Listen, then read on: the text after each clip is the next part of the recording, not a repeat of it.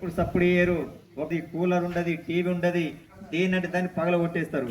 అవసరమైతే తల్లిదండ్రులు కూడా కొట్టడానికి కూడా వెనకాడరు. కాబట్టి మీ పిల్లలు కాలేజీకి పోతుండ్రు, మంచి ప్రయోజకులు అవుతారని చెప్పేసి మీరు ఆలోచిస్తారు. కానీ వాళ్ళు ఎక్కడన్నా తప్పటడుగులు వేసి తప్పుడు పనులు చేసి దీని బారిన పడితే మాత్రం వాళ్ళ జీవితాలే, వాళ్ళ మొత్తము, వాళ్ళ కుటుంబమే రోడ్డు మీదకి వచ్చే పరిస్థితి ఉంది. కాబట్టి దయచేసి మీరందరూ కూడా యువతను కాపాడుకోవాలని చెప్పేసి కోరుకుంటూ, ఓ వయసు పోరగో ఓ వయసు పోరగా